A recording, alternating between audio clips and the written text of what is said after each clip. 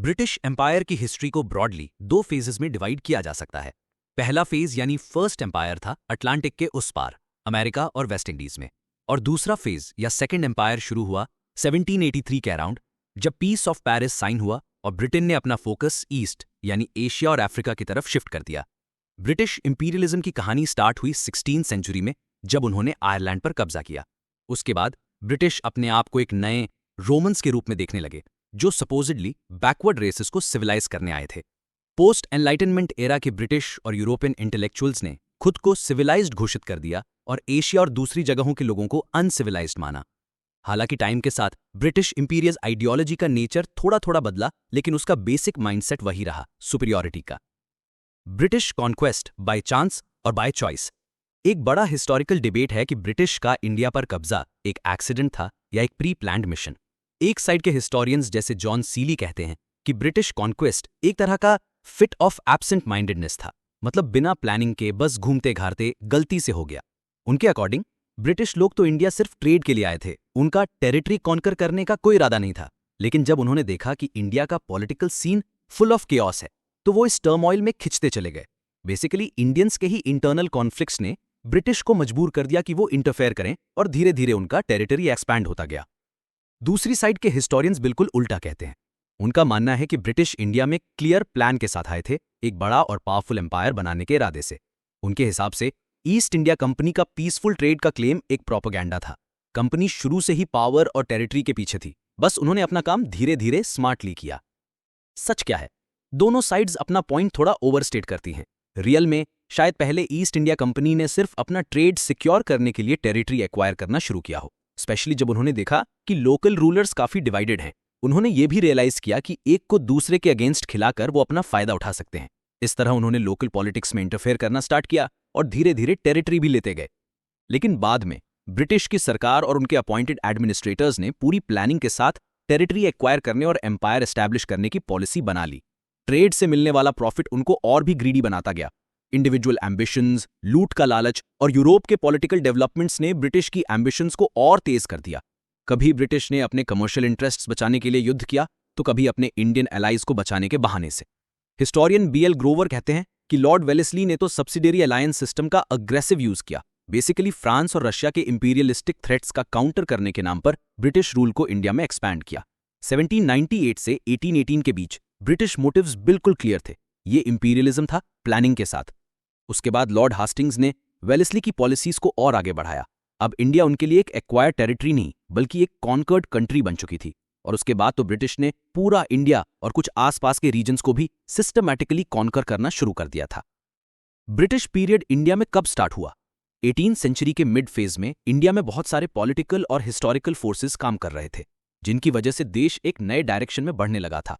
कुछ हिस्टोरियंस कहते हैं कि 1740 से ब्रिटिश पीरियड शुरू हो गया था, जब एंग्लो फ्रेंच राइवलरी स्टार्ट हुई थी इंडिया में, जो एक्चुअली यूरोप के वॉर ऑफ ऑस्ट्रियन सक्सेशन का एक्सटेंशन था। कुछ लोग 1757 को स्टार्टिंग पॉइंट मानते हैं, जब बैटल ऑफ प्लासी में ब्रिटिश ने बंगाल के नवाब को हरा दिया था। कुछ और हिस्टोरियंस कहते हैं कि 1761 में थर्ड बैटल ऑफ पानीपत के बाद, जब मराठास को अहमद शाह अब्दाली ने हरा दिया था, तब से इंडियन हिस्ट्री का नया दौर शुरू हुआ था। लेकिन सच कहें तो ये सब तारीखें थोड़ी आर्बिट्रेरी हैं, क्योंकि जो पॉलिटिकल ट्रांसफॉर्मेशन इंडिया में चल रहा था, उसे कंप्लीट होने में करीब 80 साल लगे। जैसे अगर आप 1761 की बात करेंगे, तो हाँ, ब्रिटिश का नाम जरूर आएगा, क्योंकि उन्होंने प्लासी जीता था, फ्रेंच को हरा दिया था। लेकिन साथ ही मराठास भी रेलेवेंट थे और हैदर अली भी एक मेजर फोर्स थे। उस टाइम के इवेंट्स को आज के हाइंडसाइट से देखना थोड़ा इनफेयर होगा। फिर भी एक बात क्लियर है, ब्रिटिश ग्रेजुअली ग्रो कर रहे थे, उनको ज्यादा बड़े बॉटलनेक्स फेस नहीं करने पड़े। यही एक बड़ा रीजन है कि ब्रिटिश सक्सेस के कॉजेस पर हमेशा क्यूरियोसिटी बनी रहती है। ब्रिटिश सक्सेस के मेजर रीजंस क्या था, उनका सीक्रेट? ब्रिटिश रूल का एक्सपेंशन और कंसोलिडेशन इंडिया में एकदम ग्रेजुअल प्रोसेस था, लगभग 100 साल का दौर, जिसमें उन्होंने मिलिट्री, डिप्लोमेसी, पॉलिसी और ट्रिकरी सब कुछ यूज किया। हर रीजनल किंगडम को या तो हराया गया या फिर उनके साथ अलायंस बना के उनको कंट्रोल किया गया। ये रहे की रीजंस जिन्होंने ब्रिटिश को इंडिया में सक्सेसफुल बनाया। गन, सबसे पहला, सुपीरियर आर्म्स, आर्मी और स्ट्रैटेजी। ब्रिटिश के पास मस्केट्स, कैनन्स जैसे मॉडर्न वेपन्स थे, जो इंडियन आर्मीज के ट्रेडिशनल आर्म्स से ज्यादा फास्ट और लॉन्ग रेंज वाले थे। जब इंडियन रूलर्स को यह समझ आया, तो उन्होंने भी यूरोपियन वेपन्स मंगवाए और फॉरेन ऑफिसर्स रखे। लेकिन असली प्रॉब्लम यह थी कि इंडियन आर्मीज बस कॉपी कैट बन गई, उनमें कोई ओरिजिनलिटी या यूनिटी या प्रोफेशनलिज्म नहीं थी, और ब्रिटिश फोर्सेस तब तक हाईली ट्रेन्ड और फोकस्ड हो चुकी थीं। Bank number 2, better military discipline and regular salary. British army एक रेगुलर सैलरी सिस्टम पर चलती थी जिसमें स्ट्रिक्ट डिसिप्लिन होता था। इससे सोल्जर्स लॉयल रहते थे। कंपेयर करो तो इंडियन रूलर्स जैसे मराठास कई बार रेवेन्यू कलेक्शन के लिए कैंपेन्स छोड़कर पैसा इकट्ठा करते थे। उनके पास पैसे का परमानेंट सोर्स नहीं था। उनकी आर्मीज में पर्सनल फॉलोअर्स, मर्सनरीज होते थे जो डिसिप्लिन में नहीं रहते थे और कभी भी अपोनेंट के साइड चले जाते थे। Quote number 3, fair selection system and civil discipline. British company officers को मेरिट और स्किल के बेसिस पर रिक्रूट किया जाता था, ना कि जाति, रिश्तेदारी या कास्ट के बेसिस पर। इंडियन सिस्टम में अपॉइंटमेंट ज्यादातर कास्ट, पर्सनल फेवर्स या कनेक्शंस पे होती थी। इस वजह से एडमिनिस्ट्रेटिव और मिलिट्री स्ट्रक्चर इनएफिशिएंट और डिसलॉयल बन गया था। Star number 4, strong leadership plus second line support. British leaders जैसे Clive, Warren Hastings, Dalhousie, Elphinstone, ये सब बहुत विजनरी और एम्बिशियस थे। उनके साथ सेकंड लाइन सपोर्ट भी सॉलिड था, जैसे sir Eyre Coote, Lord Lake, Arthur Wellesley, जो लीडर के लिए नहीं, नेशन के लिए लड़ते थे। इंडियन साइड पर भी कुछ पावरफुल लीडर्स थे जैसे हैदर अली, टीपू सुल्तान, चिनकिलिच खान, सिंधिया और होलकर, लेकिन इनके पास ट्रेन्ड बैकअप टीम्स नहीं थी। साथ ही इंडियन लीडर्स एक दूसरे से भी लड़ रहे थे। किसी एक यूनाइटेड इंडिया का विजन उनमें नहीं था। कई बार वो ब्रिटिश का साथ अपने राइवल के खिलाफ कर लेते थे। एक नेशनल यूनिटी की कमी थी। Money number 5, strong financial backup. British East India company का ट्रेड इनकम इतना ज्यादा था कि वो शेयर होल्डर्स को डिविडेंड भी देती थी और इंडिया के वॉर्स को भी फंड करती थी। साथ ही इंग्लैंड भी वर्ल्ड वाइड ट्रेड से मैसिव प्रॉफिट्स कमा रहा था। जब जरूरत पड़ती तो उनके पास पैसे, सामान और लोग की कोई कमी नहीं होती, स्पेशली बिकॉज उनकी सी पावर काफी स्ट्रांग थी। यूके 6, नेशनलिस्ट प्राइड और मटीरियलिस्टिक विजन। ब्रिटिश लोग तब तक एक इकोनॉमिकली सक्सेसफुल, मॉडर्न और मटीरियल प्रोग्रेस में बिलीव करने वाले लोग बन चुके थे। उनमें अपने नेशन के लिए प्राइड था। दूसरी तरफ इंडियंस फ्रैगमेंटेड थे, ना यूनिटी थी ना नेशनलिज्म, मटीरियल प्रोग्रेस या साइंटिफिक माइंडसेट का भी काफी अभाव था। ब्रिटिश के बंगाल पे कब्जे की कहानी शुरू होती है 18th सेंचुरी के बंगाल से, जो उस वक्त मुगल एम्पायर का सबसे अमीर सूबा था। आज के बांग्लादेश, बिहार और ओडिशा का मेजर पार्ट उस टाइम बंगाल का ही हिस्सा था। बंगाल से यूरोप को जाने वाले एक्सपोर्ट्स में saltpetre, rice, Indigo, paper, sugar, silk, cotton textiles और हैंडीक्राफ्ट्स जैसे वैल्यूएबल माल शामिल था। ब्रिटिश ईस्ट इंडिया कंपनी का बंगाल में मैसिव कमर्शियल इंटरेस्ट था, क्योंकि उनके एशिया से आने वाले टोटल इंपोर्ट्स का 60% बंगाल से होता था। 1630s के टाइम ब्रिटिश ने बंगाल में बालासोर, हुगली, कासिम बाजार, पटना और ढाका में फैक्ट्रीज इस्टेब्लिश की। और जब 1690s में कलकत्ता का फाउंडेशन रखा गया, तब कंपनी का बंगाल में कमर्शियल बेस सॉलिडिफाई हो गया। मुगल एम्परर को कंपनी सिर्फ ₹3000 यानी ₹350 का एनुअल ट्रिब्यूट देती थी, जबकि बंगाल से उनकी एक्सपोर्ट्स 50,000 पाउंड्स पर एनम की थी। सोचो, एक तरफ छुट्टा पैसा दिया जा रहा था, दूसरी तरफ बंगाल का माल लूट कर यूरोप भेजा जा रहा था। 1700 में मुर्शिद कुली खान बंगाल का दीवान बना और 1727 तक रूल किया। उसके बाद उसके दामाद शुजाउद्दीन ने 1739 तक राज किया, लेकिन 1739 में उसका बेटा सरफराज खान, जो काफी इनकेपेबल था, नवाब बना, जिसे अलीवर्दी खान ने मार दिया और खुद बंगाल का नवाब बन गया।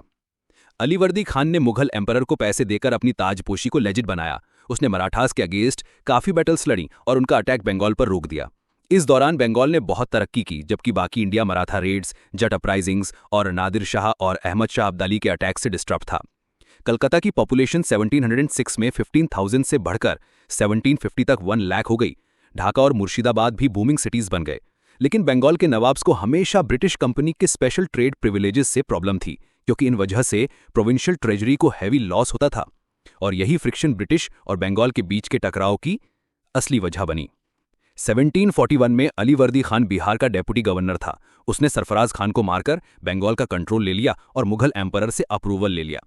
मराठा रेड्स के टाइम ब्रिटिश ने परमिशन लिया कि वो अपने फोर्ट विलियम के इर्द गिर्द एक डिच और वॉल बना सकते हैं, ताकि अपना सेटलमेंट सिक्योर कर सकें। लेकिन जब अलीवर्दी को साउथ इंडिया के कार्नेटिक रीजन के बारे में पता चला, जहां यूरोपियंस ने पावर ले ली थी, तो उसने रियलाइज किया कि बंगाल में भी ये हो सकता है। वो यूरोपियंस को बंगाल से निकालने का प्लान बना रहा था, लेकिन अप्रैल 1756 में उसकी डेथ हो गई और उसका 20 साल का पोता सिराजुद्दौला नवाब बना। सिराज जवान था, इनएक्सपीरियंस था और उसके पास इनहेरिटेड इश्यूज की पूरी थैली थी। शौकत जंग यानी उसका कजिन पूर्णिया का नवाब उसका राइवल था। घसीटी बेगम यानी उसकी विडोड मौसी उसके खिलाफ थी। मीर जाफर, जो उसके आर्मी कमांडर उसके ग्रैंडफादर अलीवर्दी की बहन का पति था, वो उससे खफा था। हिंदू बनिया क्लास यानी राजबल्लभ राय दुर्लभ उसे पसंद नहीं करते थे। सिराज ने अग्रेसिवली एक्शन लिया, शौकत जंग को मार दिया, घसीटी को लूट के बंद कर दिया और मीर जाफर को हटाकर मीर मदन को कमांडर बना दिया और मोहन लाल को एडमिनिस्ट्रेटर यानी एक तरह से पीएम बना दिया। लेकिन सिराज इंपल्सिव था और उसकी इनसिक्योरिटी उससे ऐसे कदम उठवाने लगी जो उसके खिलाफ गए। Background of the battle. British company ने अपने ट्रेड प्रिविलेजेस का ओपन मिसयूज किया जो नवाब के रेवेन्यू सिस्टम को बहुत अफेक्ट कर रहा था। उन्होंने कलकत्ता के फोर्ट को बिना इजाजत के फोर्टिफाई कर लिया और सबसे बड़ी बात, उन्होंने कृष्णदास जो एक पॉलिटिकल फ्यूजिटिव यानी राज बल्लभ का बेटा था उसको असाइलम दे दिया। सिराज को लगा कि कंपनी फ्रेंच के साथ मिलकर उसके अगेंस्ट कॉन्स्पिरेसी रच रही है, इसलिए उसने कलकत्ता के इंग्लिश फोर्ट पे अटैक कर दिया और कैप्चर कर लिया। इसी पीरियड में एक famous story I, black hole tragedy, जिसमें कहा गया कि सिराज ने 146 इंग्लिश प्रिजनर्स को एक छोटी सी रूम में बंद कर दिया जहां 123 लोगों की सफोकेशन से मौत हो गई। लेकिन हिस्टोरियंस आज भी इस इंसिडेंट को क्वेश्चनेबल मानते हैं, या तो एग्जैजरेशन है या नंबर्स बहुत कम थे। रॉबर्ट क्लाइव मद्रास से स्ट्रॉन्ग फोर्स के साथ कलकत्ता आया। उसने बंगाल के अंदर ही सिराज के कुछ टॉप मिनिस्टर से सीक्रेट अलायंस बना लिया, जैसे मीर जाफर जो कमांडर थे, राय दुर्लभ, जगत सेठ जो बहुत पावरफुल बैंकर था, और ओमीचंद जो एक बनिया था जो डबल गेम खेल रहा था। प्लान यह था कि अगर ब्रिटिश जीत जाते हैं तो मीर जाफर को नवाब बना दिया जाएगा और वो ब्रिटिश कंपनी को फुल रिवॉर्ड देगा। तो जब बैटल ऑफ प्लेसी यानी 23 जून 1757 को लड़ी गई तो उसका रिजल्ट तो पहले से फिक्स था। सिराज के पास 50,000 की बड़ी आर्मी थी, लेकिन उनमें से बहुत लोग पहले से ब्रिटिश के साथ मिल चुके थे। क्लाइव के कुछ ही सोल्जर्स ने उन्हें हरा दिया। सिराज बैटलफील्ड से भाग गया, लेकिन उसे पकड़कर मीर जाफर के बेटे मीरन ने मार दिया। प्लेसी के बाद ब्रिटिश ने बंगाल के रिसोर्सेज पर फुल कंट्रोल ले लिया। ट्रेड, कॉमर्स, रेवेन्यू सब उनके हाथ में चला गया। नवाब मीर जाफर बस नाम का रूलर बना रहा, असल पावर कंपनी के सर की। बैटल ऑफ प्लेसी के तुरंत बाद मीर जाफर बंगाल का नवाब बना दिया गया। उसने ब्रिटिश कंपनी को बहुत सारे पैसे दिए और 24 परगनास की जिम्मेदारी भी दे दी। प्लासी का पॉलिटिकल सिग्निफिकेंस बहुत बड़ा था। यही बैटल थी जिसमें ब्रिटिश एम्पायर के फाउंडेशन की नींव रखी गई, इसलिए इसे सही माना गया है कि यहीं से ब्रिटिश रूल इन इंडिया का रियल बिगिनिंग हुआ था। इस बैटल के बाद इंग्लिश की मिलिट्री सुप्रीमेसी बंगाल में स्टैब्लिश हो गई। उनके सबसे बड़े राइवल्स फ्रेंच बंगाल से कंप्लीटली बाहर हो गए। ब्रिटिश को बंगाल में एक स्ट्रॉन्ग आर्मी मेंटेन करने के लिए टेरिटरीज मिल गईं और उनकी प्रेस्टीज भी बहुत बढ़ गई। हालांकि गवर्नमेंट का फॉर्म दिखने में सेम था, लेकिन असली पावर अब रॉबर्ट क्लाइव के हाथ में चली गई थी। मीर जाफर उसके सपोर्ट पर ही डिपेंडेंट था। इंग्लिश को कलकत्ता पर सॉवरेनिटी ऑफिशियली मिल गई थी और उन्होंने नवाब के कोर्ट में रेजिडेंट ऑफिसर भी पोस्ट कर दिया था। मीर जाफर धीरे धीरे क्लाइव की इंटरफेरेंस से इरिटेट होने लगा। उसने डच के साथ चिंसूरा में कॉन्स्पिरेसी करी, लेकिन बेदरा नवंबर 1759 में डच को इंग्लिश फोर्सेस ने हरा दिया। मीर जाफर की हर तरफ से बिट्रेयल और कंपनी के ड्यूज ना चुकाने की वजह से ब्रिटिश उनसे नाराज हो गए। उसी दौरान मीर जाफर का बेटा मीरन मर गया और नवाबशिप के लिए लड़ाई शुरू हो गई मीर कासिम यानी मीर जाफर का दामाद और मीरन के बेटे के बीच। कलकत्ता के नए गवर्नर वेंसिट आर्ट ने मीर कासिम को सपोर्ट करने का डिसीजन लिया और 1760 में एक ट्रीटी साइन हुई। मीर कासिम ने बर्धवान, मिदनापुर और चिट्टागोंग के डिस्ट्रिक्ट्स कंपनी को दे दिए। कंपनी को सिलहट के चूनम ट्रेड में आधा शेयर मिल गया। मीर कासिम ने कंपनी के पुराने ड्यूज क्लियर करने का प्रॉमिस किया। उसने साउथ इंडिया के वॉर्स के लिए 5 लाख रुपए देने का भी वादा किया। अग्रीमेंट हुआ कि मीर कासिम के दुश्मन कंपनी के भी दुश्मन और उसके दोस्त कंपनी के भी दोस्त माने जाएंगे। नवाब के इलाके के टेनेंट्स कंपनी की जमीन पर नहीं बसेंगे और वाइसी वर्सा। कंपनी के प्रेशर में मीर जाफर ने रिजाइन कर दिया और उसके बदले मीर कासिम नवाब बन गया। मीर जाफर को ₹1500 एनुअल पेंशन फिक्स करके हटा दिया गया। मीर कासिम अलीवर्दी खान के सक्सेसर्स में सबसे केपेबल नवाब था। पावर संभालते ही उसने कैपिटल को मुर्शिदाबाद से मुंगेर यानी बिहार शिफ्ट कर दिया ताकि कलकत्ता से कंपनी के इन्फ्लुएंस से दूर रहे। उसने ब्यूरोक्रेसी को अपने लोगों से दोबारा ऑर्गेनाइज किया और आर्मी को एफिशिएंट और ट्रेंड बनाया। लेकिन ब्रिटिश सोच रहे थे कि मीर कासिम उनका पपेट बनकर रहेगा। वो एजम्पशन टोटली गलत निकला। बिहार का डेप्यूटी गवर्नर राम नारायण बार बार रिमाइंडर देने के बाद भी अपने रेवेन्यू अकाउंट सबमिट नहीं कर रहा था। मीर कासिम को ये ओपन डिफाइंस पसंद नहीं आया, लेकिन राम नारायण को पटना के इंग्लिश ऑफिशियल्स का सपोर्ट मिल रहा था। इसके अलावा कंपनी के ऑफिशियल्स ने दस्तक यानी ड्यूटी फ्री ट्रेड परमिट का बहुत मिसयूज किया। ये मिसयूज नवाब के लिए रेवेन्यू लॉस का रीजन बन गया और लोकल इंडियन ट्रेडर्स को भी अनइक्वल कंपटीशन का सामना करना पड़ा। ब्रिटिश को मुगल एम्परर के एक इंपीरियल फरमान के जरिए बंगाल में बिना टैक्स के ट्रेड करने का अधिकार मिला था, लेकिन अब कंपनी के सर्वेंट्स भी अपने प्राइवेट ट्रेड के लिए ये सेम राइट्स डिमांड कर रहे थे। वो दस्तक इंडियन मर्चेंट्स को भी बेच रहे थे कमीशन के बदले। उन्होंने लोकल गुड्स को फोर्सिबली चीप रेट में लेने की पॉलिसी भी फॉलो की, जो ड्यूटी फ्री ट्रेड की असली स्पिरिट के अगेंस्ट थे। मीर कासिम ने सिचुएशन का सॉल्यूशन निकालते हुए सभी ड्यूटीज खत्म करने का डिसीजन लिया ताकि कंपटीशन इक्वल हो, लेकिन ब्रिटिश ने प्रोटेस्ट किया। उन्होंने इंसिस्ट किया कि उन्हें स्पेशल ट्रीटमेंट मिलता ही रहे। यही ट्रांजिट ड्यूटी का इशू कंपनी और नवाब के बीच फुल ब्लोन कॉन्फ्लिक्ट में बदल गया। 1763 में वॉर शुरू हो गई। कंपनी ने कठवा, मुर्शिदाबाद, गिरिया, सूती और मुंगेर में विक्ट्रीज हासिल की। मीर कासिम हार गया और अवध यानी ओध भाग गया। वहां उसने एक कॉन्फेडरेसी बनाई जिसमें उसके साथ शुजाउद्दौला यानी नवाब ऑफ अवध और मुगल एम्परर शाह आलम II थे। उनका एम बंगाल को वापस लेना था, लेकिन 22 अक्टूबर 1764 में बैटल ऑफ बक्सर में ये combined army Major Hector Munro के अंडर इंग्लिश फोर्सेस से हार गई। ये बैटल शॉर्ट था लेकिन बहुत डिसाइसिव। बक्सर की इंपॉर्टेंस इसमें थी कि इसमें सिर्फ नवाब ऑफ बंगाल ही नहीं बल्कि मुगल एम्परर खुद भी हारे। इस विक्ट्री के बाद ब्रिटिश को नॉर्थ इंडिया का एक मेजर पावर बना दिया और पूरे भारत के ऊपर कंट्रोल के लिए उनका क्लेम और स्ट्रांग हो गया। बैटल के बाद मीर जाफर, जिसे 1763 में दोबारा नवाब बनाया गया था जब मीर कासिम से रिलेशंस खराब हुए थे, ने मिदनापुर, बुर्दवान और चिट्टोगोंग कंपनी को आर्मी मेंटेन करने के लिए दे दिए। ब्रिटिश को बंगाल में ड्यूटी फ्री ट्रेड की परमिशन मिल गई, बस सॉल्ट पर 2% ड्यूटी लगती थी। मीर जाफर की डेथ के बाद उसका माइनर सन नजमुद्दौला नवाब बना, लेकिन रियल पावर नायब सूबेदार के हाथ में थी, जिसे ब्रिटिश कभी भी अपॉइंट या डिसमिस कर सकते थे। और इस तरह 1765 में रॉबर्ट क्लाइव ने इलाहाबाद में 2 इंपॉर्टेंट ट्रीटीज साइन की, एक नवाब ऑफ अवध शुजा-उद-दौला के साथ और दूसरी मुगल एम्परर शाह आलम II के साथ। शुजा-उद-दौला ने अग्री किया कि वो इलाहाबाद और कारा को शाह आलम II को दे देगा, 50 लाख रुपए वॉर इंडेमनिटी के रूप में कंपनी को देगा और बलवंत सिंह, जो बनारस के जमींदार थे, उनको उनका एस्टेट वापस दे देगा। शाह आलम II ने अग्री किया कि वो इलाहाबाद में रहेगा, जो अवध के नवाब से उसके लिए छोड़ा गया होगा कंपनी के प्रोटेक्शन में। वो एक फरमान इशू करेगा जिसमें बंगाल, बिहार और ओडिशा की दीवानी राइट्स ईस्ट इंडिया कंपनी को मिल जाएंगी in exchange for ₹26 lakh annual payment, और कंपनी को ₹53 लाख का प्रोविजन दिया जाएगा बंगाल के निजामत फंक्शंस यानी मिलिट्री डिफेंस, पुलिस और जस्टिस एडमिनिस्ट्रेशन के बदले। क्लाइव ने अवध को अनेक्स नहीं किया क्योंकि उससे कंपनी को अफगान और मराठा इन्वेजन से प्रोटेक्ट करना पड़ता और इतनी बड़ी लैंड फ्रंटियर हैंडल करना मुश्किल हो जाता। ट्रीटी से नवाब कंपनी का पक्का दोस्त बन गया और अवध एक बफर स्टेट बन गया। शाह आलम II के साथ किया गया अरेंजमेंट भी प्योरली प्रैक्टिकल था। कंपनी ने एम्परर को एक रबर स्टैंप रूलर बना गया, जिसका नाम तो था लेकिन असली पावर उनके पास थी। शाह आलम के फरमान से कंपनी के पॉलिटिकल गेन्स लीगलाइज हो गए। दूसरी तरफ मीर कासिम, जो बंगाल का डीथ्रोन नवाब था, अपनी जिंदगी का आखिरी हिस्सा भटकते हुए बेघर गुजार गया। जून 1777 में उसकी मौत हो गई, एक ट्रैजिक और लोनली एंड। 1765 के बाद कंपनी बंगाल में रियल मास्टर्स बन गई। रॉबर्ट क्लाइव ने बंगाल में एक नया सिस्टम इंट्रोड्यूस किया जिसे कहते थे ड्यूअल गवर्नमेंट। नाम के लिए बंगाल में नवाब था लेकिन असली पावर कंपनी के हाथ में थी। दीवानी राइट्स यानी रेवेन्यू कलेक्शन भी उनके पास था और निजामत राइट्स यानी पुलिस और जस्टिस सिस्टम भी उनके इनडायरेक्ट कंट्रोल में था। कंपनी ने दीवानी राइट्स एम्परर से लिए थे और निजामत पावर्स सूबेदार से। कंपनी ने बंगाल के लिए मोहम्मद रेजा खान और बिहार के लिए राजा सिताब रॉय को डेप्यूटी दीवान अपॉइंट किया। मोहम्मद रेजा खान साइमल्टेनियसली डेप्यूटी नाजिम भी था। इस ड्यूअल सिस्टम का सबसे बड़ा बेनिफिट कंपनी को यह मिला कि उन्होंने पावर भी कंट्रोल किया और रिस्पॉन्सिबिलिटी इंडियन नवाब पर छोड़ दी। नवाब के पास पीस और ऑर्डर बनाए रखने का ड्यूटी था, लेकिन आर्मी और पैसा दोनों कंपनी के कंट्रोल में थे, सो वो बिल्कुल डिपेंडेंट हो गया। लेकिन इस सिस्टम का रिजल्ट डिजास्ट्रस था। बंगाल की एडमिनिस्ट्रेशन टूट गई। न नवाब ने पब्लिक वेलफेयर का ध्यान दिया, न कंपनी ने। इसलिए जब वॉरेन हेस्टिंग्स गवर्नर बना तो 1772 में ड्यूअल सिस्टम खत्म कर दिया गया। जब बंगाल में ब्रिटिश रूल एस्टैब्लिश हो रहा था, तभी साउथ में मैसूर एक स्ट्रॉन्ग ऑपोजिशन बनकर उभर रहा था। विजयनगरा एम्पायर के कोलैप्स के बाद 1612 में मैसूर रीजन में वोडेयार डायनेस्टी ने अपना रूल एस्टैब्लिश किया। 18th सेंचुरी के सेकेंड हाफ में हैदर अली और टीपू सुल्तान की लीडरशिप में मैसूर एक फॉर्मिडेबल पावर बन गया। ब्रिटिश को मैसूर से थ्रेट था क्योंकि उनका फ्रेंच के साथ प्रॉक्सिमिटी थी और उनका कंट्रोल था मालाबार कोस्ट के रिच ट्रेड रूट्स पर। मैसूर की पोजीशन मद्रास के कंट्रोल के लिए भी थ्रेट थी। हैदर अली का राइज भी इंटरेस्टिंग था। वो 1721 में एक ऑब्सक्योर फैमिली में पैदा हुए। वो आर्मी में हॉर्समैन थे, नंजाराज और देवराज जैसे मिनिस्टर्स के अंडर।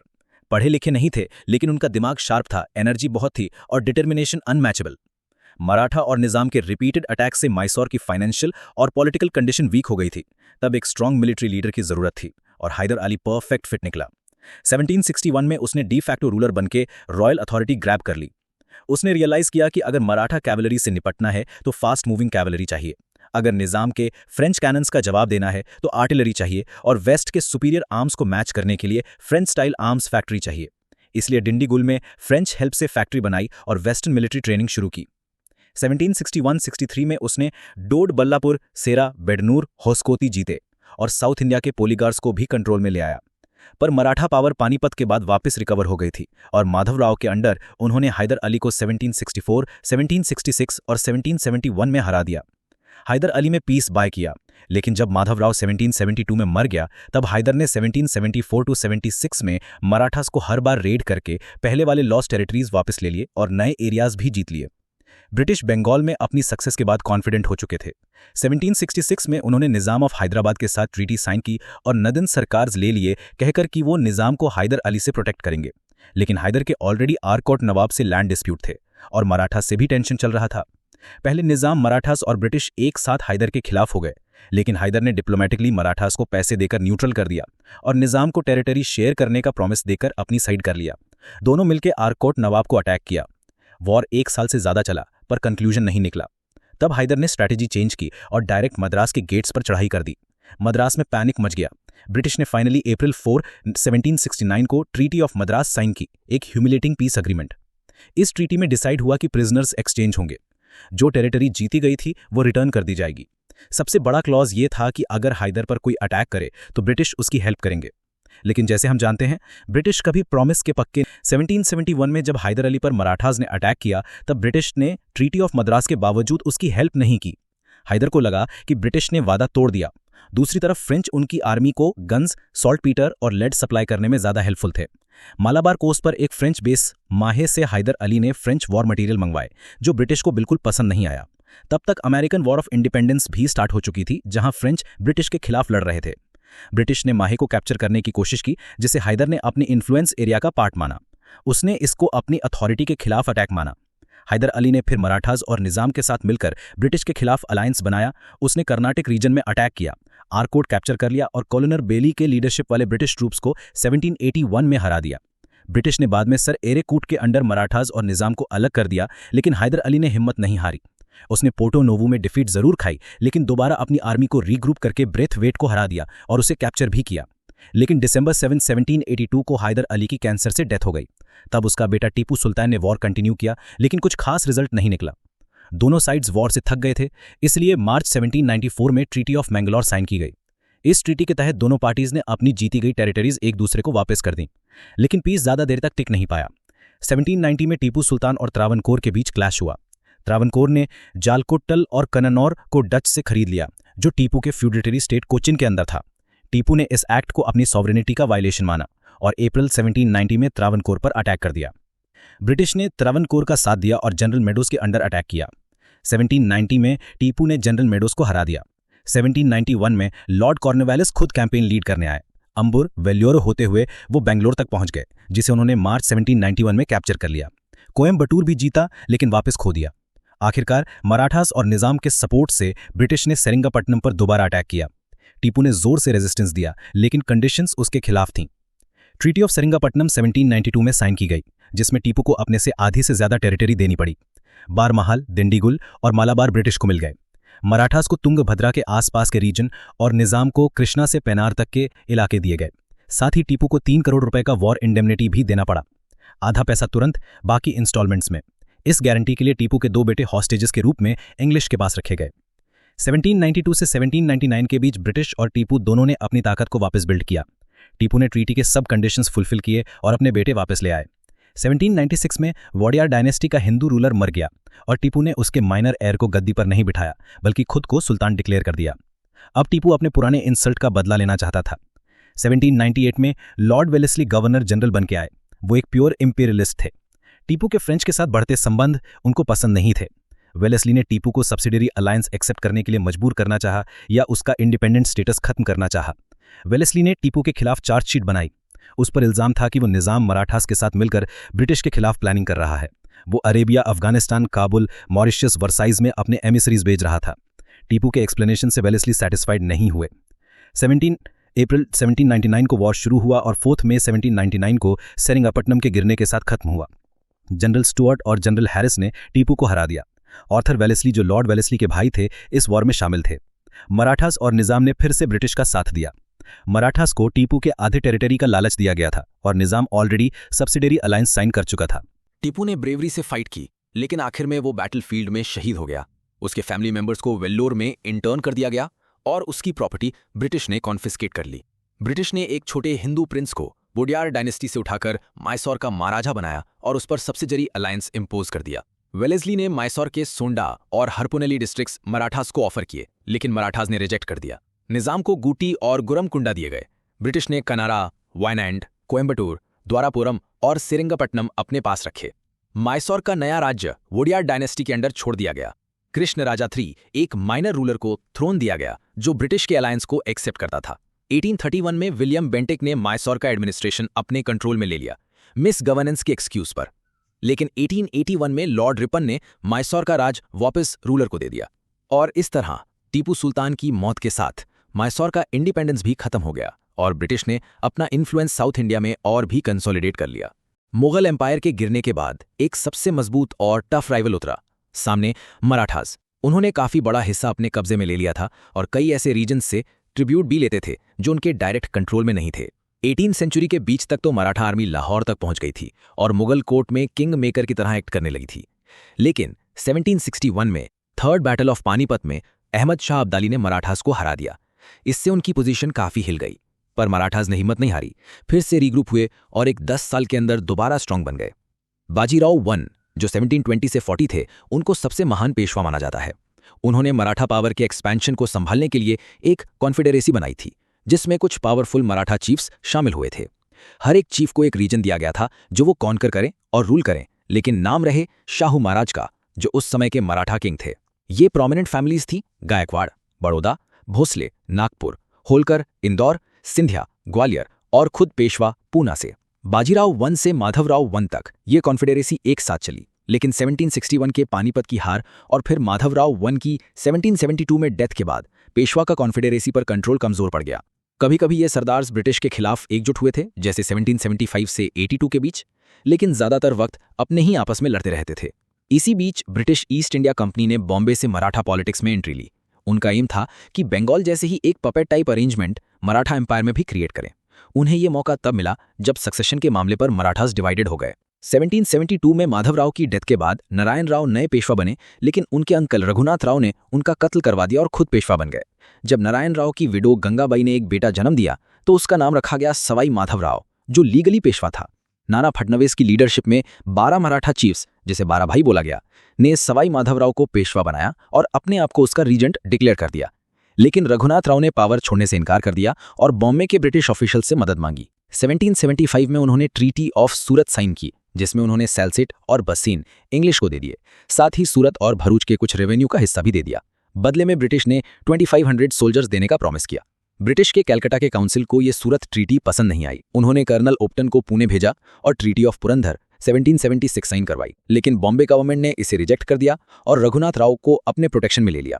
1777 में नाना फडणवीस ने फ्रेंच को वेस्ट कोस्ट पर पोर्ट दे दिया, जो पुरंदर कीटी के खिलाफ था। अंग्रेजों ने इसका जवाब एक आर्मी भेजकर पुणे पर अटैक करके दिया। ब्रिटिश और मराठा आर्मी का पुणे के बाहर एनकाउंटर हुआ। ब्रिटिश आर्मी के पास सुपीरियर गन्स और कैनन थे, लेकिन मराठा आर्मी को महादजी सिंधिया, महादजी शिंदे जैसा ब्रिलियंट जनरल लीड कर रहा था। उसने घाट्स में, माउंटेन पासेज में ब्रिटिश आर्मी को ट्रैप कर दिया, उनका सप्लाई बेस खोपली डिस्ट्रॉय कर दिया और स्कॉर्च्ड अर्थ पॉलिसी का यूज किया। खेतों को जला दिया, वेल्स में जहर मिला दिया। ब्रिटिश तलेगांव की तरफ पीछे हटने लगे तो मराठास ने अटैक किया। आखिर में वड़गांव गांव तक पहुंचते पहुंचते ब्रिटिश आर्मी कंप्लीटली सराउंड हो गई, फूड और वाटर कट ऑफ हो गया।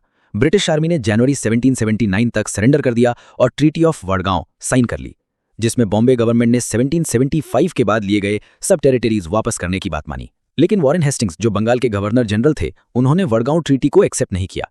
उन्होंने कर्नल गोडार्ड को एक बड़ी आर्मी के साथ भेजा, जिसने फरवरी 1779 में अहमदाबाद और दिसंबर 1780 में बसीन जीत लिया। एक और बंगाल यूनिट कैप्टन पोपम के अंडर अगस्त 1780 में ग्वालियर कैप्चर कर लिया और फरवरी 1881 में जनरल कमाक के अंडर ब्रिटिश आर्मी ने सिंधिया को सिपरी में डिफीट कर दिया। फिर महादजी सिंधिया ने एक नई ट्रीटी प्रपोज की, जिसमें इंग्लिश और पेशवा के बीच समझौता हो, और ट्रीटी ऑफ सालबाई 1782 में साइन की गई। हेस्टिंग्स ने इसे जून 1782 में रेटिफाई किया और नाना फडणवीस ने फरवरी 1783 में। ट्रीटी के इंपॉर्टेंट पॉइंट्स ये थे: सालसेट ब्रिटिश के पास रहेगा, बसेन और बाकी 1776 के बाद जीते गए टेरिटरीज मराठास को वापस मिल जाएंगे, गुजरात में फतेह सिंह गायकवाड़ अपनी टेरिटरी में वापस आएंगे और पेशवा की सेवा में रहेंगे। इस ट्रीटी ने 20 साल तक दोनों साइड्स के बीच पीस बनाए रखने का वादा किया। ये फर्स्ट फेज का एंड था, लेकिन अंग्रेजों का एम्बिशन और मराठास की आपसी लड़ाई अभी भी बाकी थी। आईवी इंग्लिश ने रघुनाथ राव को कोई और सपोर्ट न देने का प्रॉमिस किया और पेशवा ने रघुनाथ राव को मेंटेनेंस अलाउंस देना एक्सेप्ट किया। एफआई हैदर अली को वो सारी टेरिटरीज वापस करनी थी जो उसने इंग्लिश और नवाब ऑफ एरकॉट से ले ली थी। वीआई इंग्लिश को वही पुराने ट्रेड प्रिविलेजेस मिलते रहे। वीआईआई पेशवा किसी और यूरोपियन पावर को सपोर्ट नहीं करेगा। वीआईआई पेशवा और इंग्लिश दोनों अपने अपने एलाइज को एक दूसरे के खिलाफ न जाने का वचन देंगे। आईएक्स महादजी सिंधिया को इस ट्रीटी के टर्म्स का म्यूचुअल गारंटर बनाया गया। 1775 से 82 के पहले वॉर के बाद कुछ शांति बनी रही, लेकिन मराठा एम्पायर के अंदर की लड़ाई ने एक बार फिर इंग्लिश को इंटरफेयर करने का मौका दे दिया।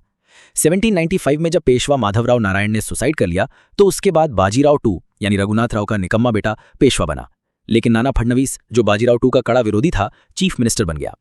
1800 में नाना की डेथ के बाद ब्रिटिश के लिए एक और बड़ा चांस आ गया। 1 अप्रैल 1801 को बाजीराव टू ने जसवंतराव होलकर के भाई विठूजी को बहुत ही बर्बर तरीके से मार दिया। इससे जसवंत ने गुस्से में आकर सिंधिया और बाजीराव टू की कंबाइंड आर्मी के खिलाफ जंग छेड़ दी। अक्टूबर 25, 1802 को हदापसर यानी पूना के पास उन्होंने दोनों की आर्मी को हरा दिया और अमृतराव के बेटे विनायक राव को पेशवा बना दिया। बाजीराव टू डर के मारे बसेन भाग गया और 31 दिसंबर 1802 को ब्रिटिश के साथ ट्रीटी ऑफ बसेन साइन कर दी। इस ट्रीटी के तहत बाजीराव टू ने कंपनी से एक 6000 ट्रूप्स वाली नेटिव इन्फेंट्री और फील्ड आर्टिलरी परमानेंटली अपने एरिया में रखने की परमिशन दी। 2 कंपनी को 26 लाख रुपीस इनकम वाली टेरिटरी दे दी। 3 सूरत सिटी को ब्रिटिश के हवाले कर दिया। 4 निजाम के एरियाज पर चौथ लेने का हक छोड़ दिया। 5 अपने और निजाम या गायकवाड़ के बीच डिस्प्यूट्स में कंपनी का आर्बिट्रेशन माना। 6 ऐसे किसी यूरोपियन को नौकरी पर नहीं रखना जो ब्रिटिश के एनिमी हो। और 7 अपने दूसरे स्टेट्स के रिलेशंस को भी कंपनी के कंट्रोल में देना एक्सेप्ट किया। इसके बाद पेशवा ब्रिटिश का एक पपेट बन गया। सिंधिया और भोंसले ने ट्राई किया कि मराठा फ्रीडम बचा सकें, लेकिन आर्थर वेलेस्ली की वेल ट्रेंड आर्मी ने उन्हें हराया और सब्सिडियरी ट्रीटीज साइन करने पर मजबूर कर दिया। 1804 में यशवंतराव होलकर ने एक इंडियन रूलर्स की कोलिशन बनाने की कोशिश की ब्रिटिश के खिलाफ, लेकिन ये कोशिश भी फेल हो गई। मराठास हर तरफ से ब्रिटिश वैसेलेज में चले गए और एक दूसरे से बिल्कुल अलग हो गए। मराठास की डिफीट के बाद कुछ इंपॉर्टेंट ट्रीटीज साइन हुई। 17 दिसंबर 1803 भोसले की डिफीट के बाद ट्रीटी ऑफ देवगांव। 2 30 दिसंबर 1803 सिंधिया की डिफीट के बाद ट्रीटी ऑफ सुरजी अंजनगांव। 3 1806 होलकर की हार के बाद treaty of Rajpur Ghat. Treaty of बसेन, जिसे बहुत एक पावरलेस पेशवा के साथ की गई ट्रीटी कहा गया था, उसने दूसरे मराठा सरदार्स को हर्ट किया। वो उनकी इंडिपेंडेंस की इंसल्ट थी। लॉर्ड हेस्टिंग्स ने जब पिंडारीज के खिलाफ एक्शन लिया तो मराठा सरदार्स ने उसे अपने सॉवरेनिटी का वायलेशन माना। इससे मराठा कॉन्फेडरेसी एक बार फिर यूनाइट होने लगी। बाजीराव टू, जो पहले ही अंग्रेजों से गिल्टी फील कर रहा था, 1817 में आखिरी बार ब्रिटिश के खिलाफ सभी मराठा सरदार्स को इकट्ठा करने की कोशिश की। पेशवा ने ब्रिटिश रेजिडेंसी पूना पर अटैक किया, अप्पा साहेब ऑफ नागपुर ने नागपुर रेजिडेंसी पर अटैक किया और होलकर भी वॉर की तैयारी में था।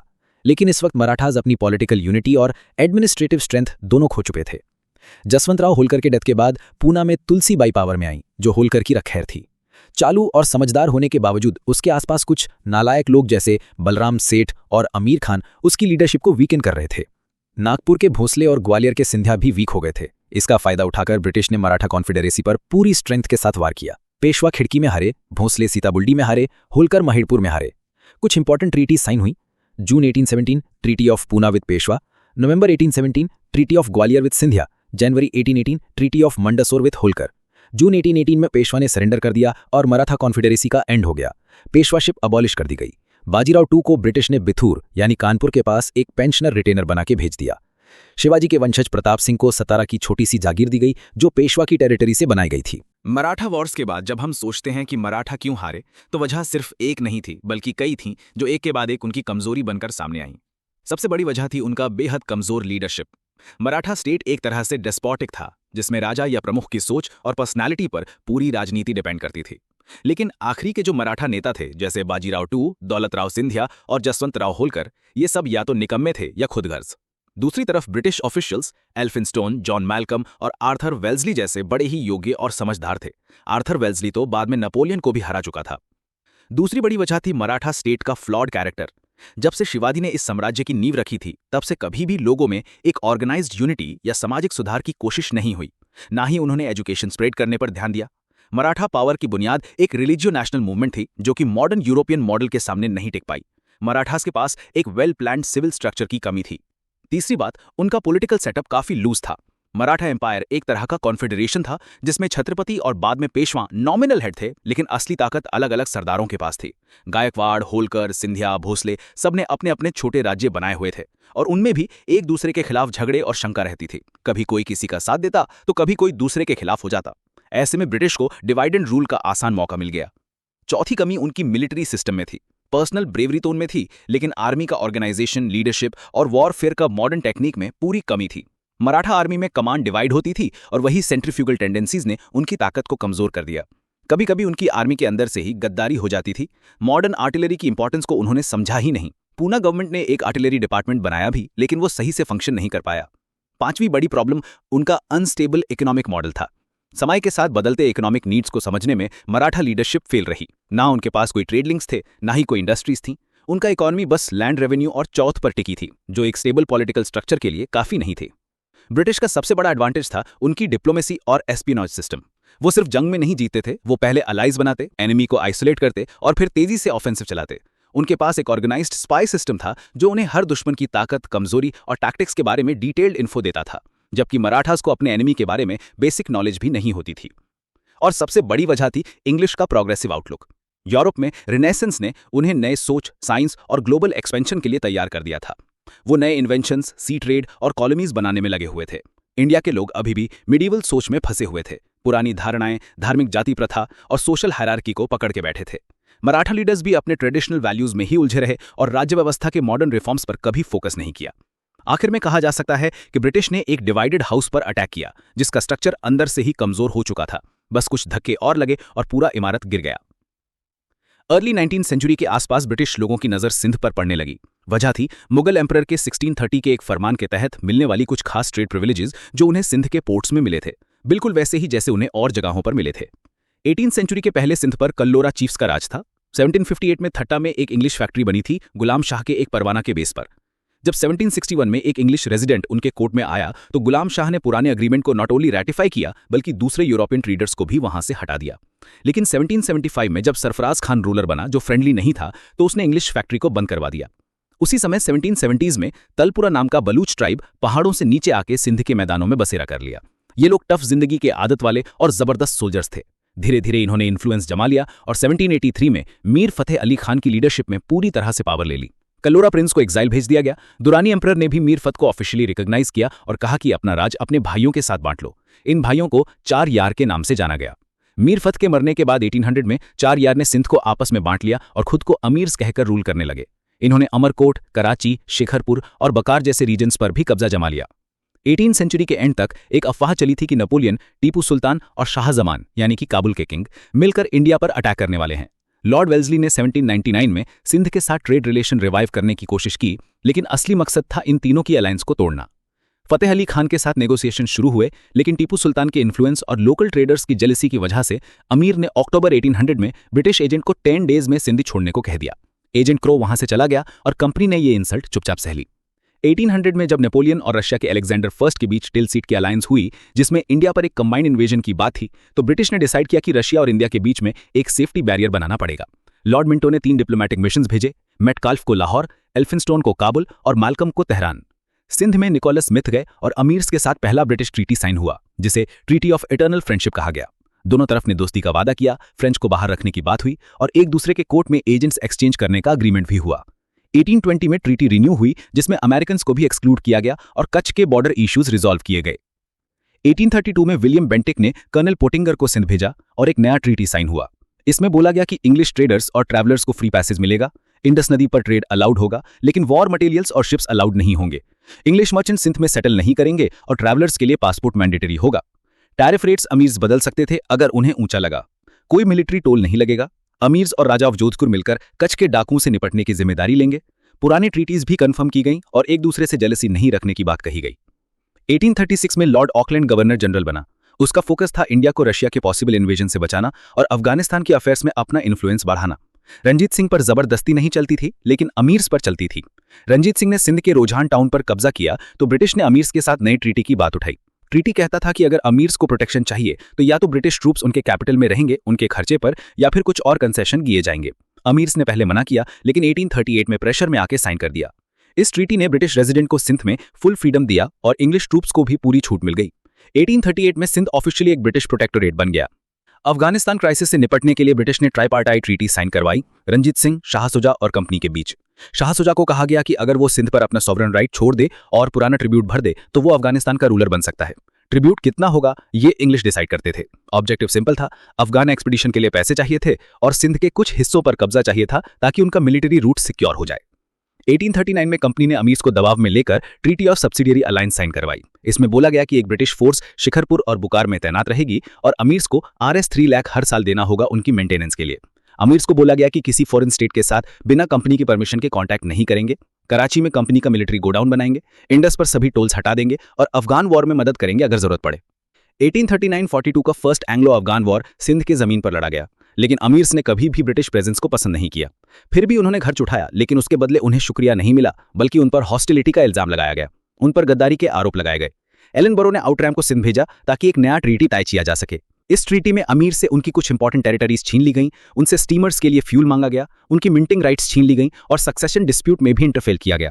जब अमीर्स ने विरोध किया तो नेपियर के थ्रू उन पर युद्ध थोपा गया और थोड़े ही दिनों में पूरा सिंध ब्रिटिश के कब्जे में आ गया। अमीर्स को गिरफ्तार करके एग्जाइल में भेज दिया गया। 1843 में एलन बरो के टाइम में सिंध को ऑफिशियली ब्रिटिश एम्पायर में मिला लिया गया और चार्ल्स नेपियर उसका पहला गवर्नर बना। ब्रिटिश कॉन्क्वेस्ट ऑफ सिंध को हिस्टोरियंस ने हमेशा क्रिटिसिज्म के नजर से देखा है। इस एनेक्सेशन के लिए वजहें झूठी बनाई गई, जैसे ब्रिटिश ने अफगानिस्तान में मिस एडवेंचर किया, उसके बदले सिंध पर चढ़ाई करके अपना गुस्सा निकाला। एल्फिंस्टोन ने इस पर कहा भी था कि अफगानिस्तान से वापस आकर ब्रिटिश ने यह सब कुछ ऐसे किया जैसे कोई सड़क पर पिटकर घर आके अपनी बीवी को पीट रहा।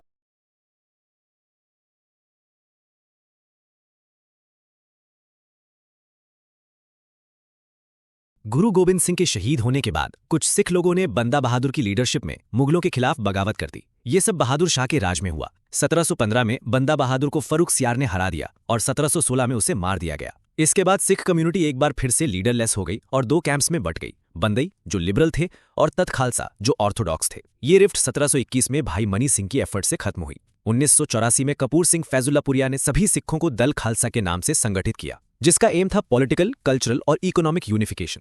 पूरी सिख आर्मी दो पार्ट्स में बनी, बुढ़ा दल जो सीनियर्स की आर्मी थी और तरुणा दल जो जवानों की आर्मी थी। मुगलों की कमजोरी और अहमद शाह अब्दाली के इन्वेजन्स की वजह से पंजाब में कंफ्यूजन और अनार्की का माहौल बन गया। दल खालसा ने इस मौके का फायदा उठाया और अपने आप को और मजबूत बनाया। सिखों ने खुद को मिसल्स में संगठित किया। ये मिलिट्री ब्रदरहुड्स थे जिनमें एक डेमोक्रेटिक स्ट्रक्चर था। मिसल का मतलब होता है इक्वल या स्टेट। 1763 से 1773 के बीच पंजाब में कई सिख चीफटेन्स ने अलग अलग मिसल्स के जरिए रूल करना शुरू कर दिया, सहारनपुर से लेके अटक तक और नॉर्थ के पहाड़ों से लेके मुल्तान तक। जब रंजीत सिंह 1780 में पैदा हुए तब पंजाब में 12 बड़ी मिसल थी। आलूवालिया, भंगी, दल्लेवालिया, फैजुल्लापुरिया, कन्हैया, क्रोरा सिंघिया, नक्काई, निशानिया, फुलाकिया, रामगढ़िया, सुकरचाकिया और शहीद। इन सबका सेंट्रल सिस्टम था गुरुमत्ता संघ, जो एक पॉलिटिकल, सोशल और इकोनॉमिक स्ट्रक्चर था। रंजीत सिंह के पिता महान सिंह सुखरचाकिया मिसल के लीडर थे। उनकी मौत के बाद रंजीत सिर्फ 12 साल का था, लेकिन उसने छोटी उम्र में ही पॉलिटिकल समझ दिखाई।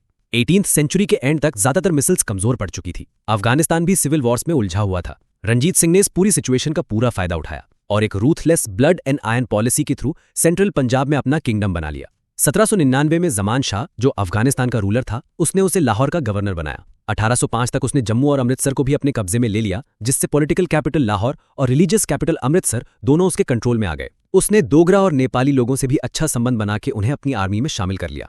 इस समय ब्रिटिश लोग भी एक पॉसिबल फ्रैंको रशियन इन्वेजन से परेशान थे। 1860 में लॉर्ड मिंटो ने चार्ल्स मिटकाफ को रंजीत सिंह के पास भेजा। रंजीत ने एक ऑफेंसिव डिफेंसिव अलायंस एक्सेप्ट करने का ऑफर दिया। कंडीशन ये थी कि अगर सिख अफगान वॉर हो तो ब्रिटिश न्यूट्रल रहेंगे और रंजीत सिंह को पूरे पंजाब का सॉवरेन माना जाए, इंक्लूडिंग मालवा जो सिस सतलज एरिया था। ब्रिटिश ने ये बात नहीं मानी और बातें फेल हो गई। जब यूरोप में नेपोलियन का खतरा कम हो गया और ब्रिटिश ज्यादा एग्रेसिव हो गए तो रंजीत सिंह ने 25 अप्रैल 1809 को कंपनी के साथ ट्रीटी ऑफ अमृतसर साइन की। इस ट्रीटी ने रंजीत सिंह की सबसे बड़ी एम्बिशन, पूरे सिख कम्युनिटी को एक रूल में लाना, को रोक दिया, क्योंकि सतलज नदी को बाउंड्री मान लिया गया। उसके ईस्ट का हिस्सा ब्रिटिश के कंट्रोल में आया। इसके बाद रंजीत सिंह ने वेस्ट में अपना एक्सपेंशन जारी रखा। 1818 में मुल्तान, 1819 में कश्मीर और 1834 में पेशावर उसने जीत लिया।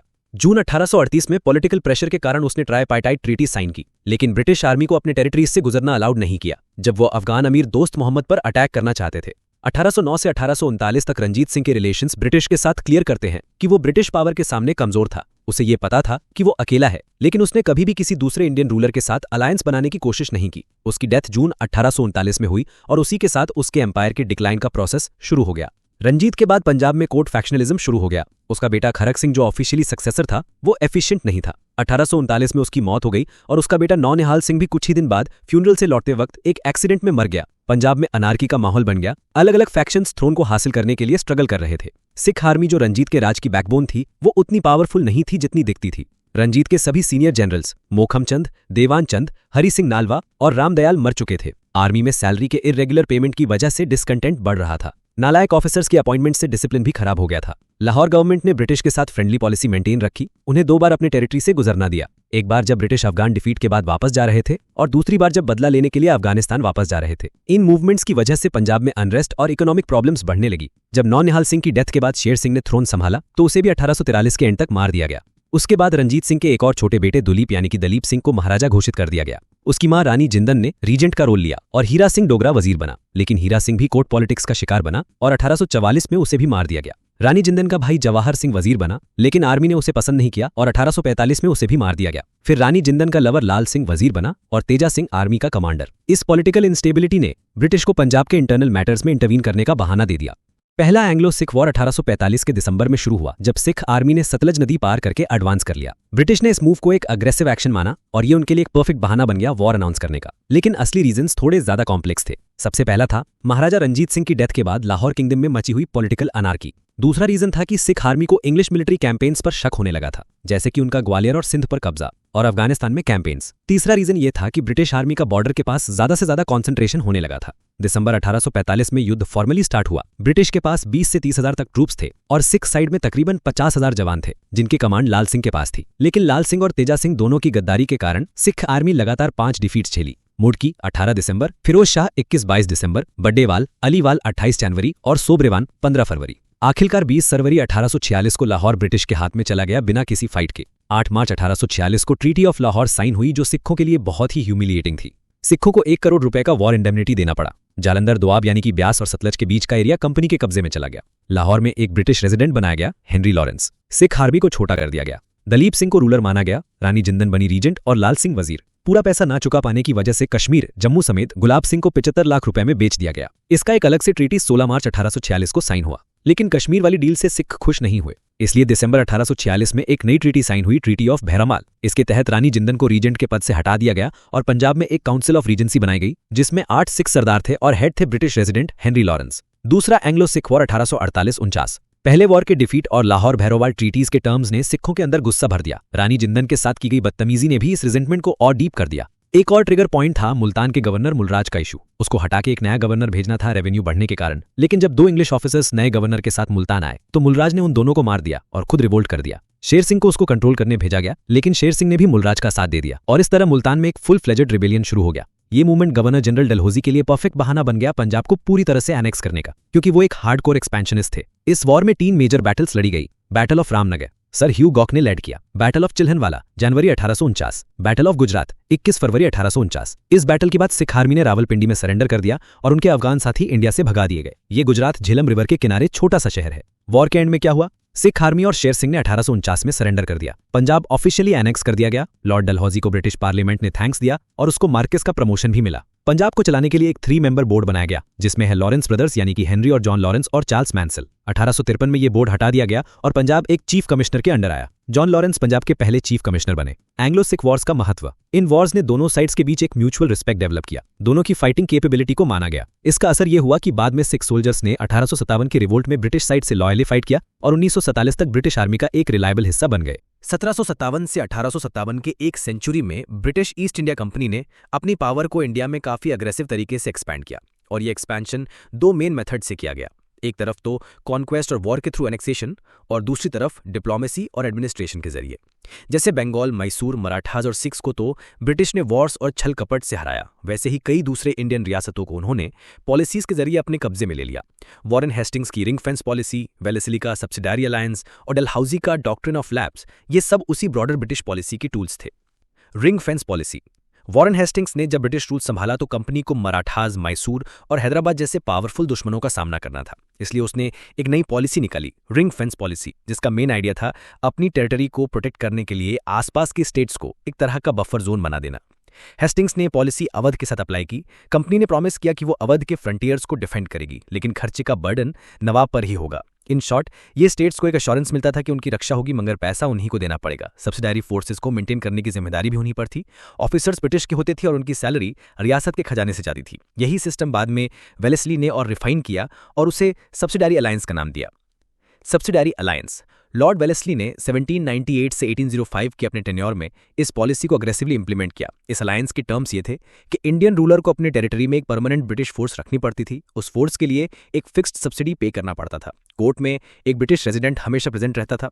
रूलर किसी भी यूरोपियन एक्सेप्ट ब्रिटिश को अपने सर्विस में नहीं ले सकता था और किसी दूसरे इंडियन स्टेट के साथ वॉर या नेगोशिएशन भी ब्रिटिश गवर्नर जनरल की परमिशन के बिना नहीं कर सकता था। इस सब के बदले ब्रिटिश ये प्रॉमिस करते थे कि वो रूलर की रक्षा करेंगे और इंटरनल मैटर्स में इंटरफियर नहीं करेंगे, लेकिन असल में ये अलायंस इंडियन रूलर्स की इंडिपेंडेंस का एंड था। वो ब्रिटिश ट्रूप्स के लिए पैसा देते रहे, रेजिडेंट हर मैटर में इंटरफियर करता रहा और ग्रेजुअली ये रूलर्स वीक और इरिस्पॉन्सिबल बन गए। पब्लिक को एक्सप्लॉइट किया जाता था और ऑपरेसिव रूलर्स तक को हटाना मुश्किल हो गया क्योंकि उन्हें ब्रिटिश प्रोटेक्शन मिल चुकी थी। वेलेस्ली का एक मेजर ऑब्जेक्टिव था फ्रेंच इन्फ्लुएंस को इंडिया से कंप्लीटली खत्म करना। नेपोलियन के ईस्ट की तरफ एक्सपेंशन का डर ब्रिटिश को रियल लगता था, इसलिए इंडियन रूलर्स को फोर्स किया गया कि वो किसी नॉन ब्रिटिश यूरोपियन को सर्विस में ना लें। ब्रिटिश इस पॉलिसी से स्ट्रेटेजिक लोकेशंस में अपने ट्रूप्स बेस कर पाते थे और इंडियन टेरिटरीज भी धीरे धीरे उनके फुल में आते जाते थे। Evolution of subsidiary alliance, 4 stages. इस सिस्टम का डेवलपमेंट 4 फेजेस में हुआ। पहला स्टेज, फ्रेंडली स्टेट को हेल्प करने के लिए कंपनी अपने ट्रूप्स भेजने लगी। दूसरा स्टेज, स्टेट के साथ मिलकर मिलिट्री कैंपेन्स चलाने लगे अपने और रियासत के सोल्जर्स के साथ। तीसरा स्टेज, ट्रूप्स के बदले पैसा मांगा गया और ब्रिटिश ऑफिसर्स ने एक फिक्स्ड कंटिंजेंट को मेंटेन किया जो रूलर के पर्सनल प्रोटेक्शन के लिए था। चौथा स्टेज, प्रोटेक्शन फी फिक्स कर दिया गया, लेकिन जब पैसा देने में देरी होती तो उसके बदले कंपनी को टेरिटरी मिल जाती थी। ये एक शुरुआत थी, बाद में रेजिडेंट के जरिए स्टेट अफेयर्स में ब्रिटिश इंटरवेंशन और एनेक्सेशन की ग्राउंड वर्क तैयार हो जाती थी। रियासतें जो सब्सिडारी अलायंस में शामिल हुई, काफ़ी इंडियन प्रिंसेस ने अलायंस एक्सेप्ट किया। Nizam of Hyderabad 1798-1800, Mysore 1799, Tanjore 1799, Awadh 1801, Peshwa 1801, Bhonsle of Berar 1803, Scindia 1804, Rajput states Jaipur, Jodhpur, Bundi, Bharatpur 1818, Holkars last to join 1818। Doctrine of lapse. इस पॉलिसी का सिंपल मतलब था कि अगर किसी रूलर का कोई नेचुरल हेयर नहीं होता और उसने किसी अडॉप्टेड सन को अपना वारिस बनाया हो तो ब्रिटिश उस रियासत को लैप्स मानकर एनेक्स कर सकते हैं। अडॉप्टेड सन सिर्फ पर्सनल प्रॉपर्टी का वारिस हो सकता है, स्टेट का नहीं। ये कहकर ब्रिटिश ने इस रूल को हिंदू लॉ और इंडियन ट्रेडिशन का नाम दिया, लेकिन एक्चुअली हिंदू लॉ इस मैटर में क्लियर नहीं था। महाराजा रंजीत सिंह ने भी कुछ फ्यूडिटरी स्टेट्स को लैप्स के बेसिस पर एनेक्स किया था और ब्रिटिश ने भी कुछ छोटे रियासतें 1820 में सिंध सतलुज रीजन में एक्वायर की थीं, लेकिन किसी बड़े स्टेट को पूरी तरह से सिर्फ अडॉप्शन के बेसिस पर कभी सीज नहीं किया गया था। ये डलहौजी ने किया। ये पॉलिसी पहले से एग्जिस्ट करती थी, लेकिन डलहौजी ने इसको अपने 1848 से 1856 के गवर्नर जनरल टेन्योर में अग्रेसिवली अप्लाई किया। वो बस यही देखता था कि एनेक्स करने का लेजिटिमेट रीजन मिलता है या नहीं। अगर मिलता था तो तुरंत एक्शन ले लेता था। States annexed under doctrine of lapse Dalhousie के टाइम में। डलहौजी के ज़माने में काफ़ी रूरल्स बिना मेल हेयर के मल गए और इस डॉक्ट्रिन के बेस पर 7 रियासतें एनेक्स की गईं। सतारा 1848, झांसी 1854, नागपुर 1854, जैतपुर बुंदेलखंड, संबलपुर उड़ीसा, बघाट हिमाचल प्रदेश। एक और बड़ा स्टेप डलहौजी ने लिया, अवध का एनेक्सेशन 1856। यहाँ डॉक्ट्रिन ऑफ लैप्स नहीं, लेकिन मिस गवर्नमेंट को रीजन बताकर नवाब वाजिद अली शाह को हटा दिया गया। फाइनल रिजल्ट, डलहौजी के 8 साल के रूल में ब्रिटिश एम्पायर ने 250,000 स्क्वायर माइल्स टेरिटरी इंडिया में एनेक्स किया। उनका रूल प्रैक्टिकली ब्रिटिश एक्सपेंशन का क्लाइमैक्स था, जो 1757 के प्लासी से स्टार्ट हुआ।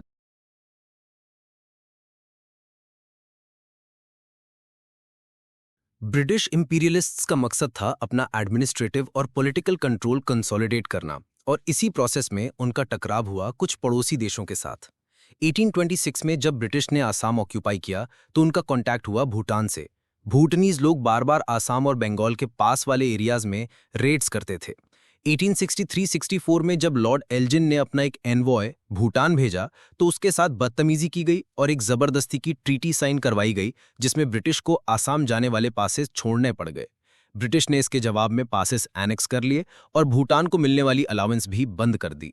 1865 में भूटान को मजबूरन पासेस सरेंडर करने पड़े इन एक्सचेंज फॉर एक एनुअल सब्सिडी। वैसे ये जो एरिया था बाद में काफी प्रोडक्टिव बन गया, टी गार्डन्स के लिए मशहूर। 1760 के आसपास गोरखा रूलर्स ने नेपाल की पावर ले ली और माउंटेन्स के पार अपना एक्सपेंशन शुरू कर दिया। नॉर्थ में तो चाइनीज स्ट्रांग थे, इसलिए गोरखाज ने साउथ में ही एक्सपेंशन किया।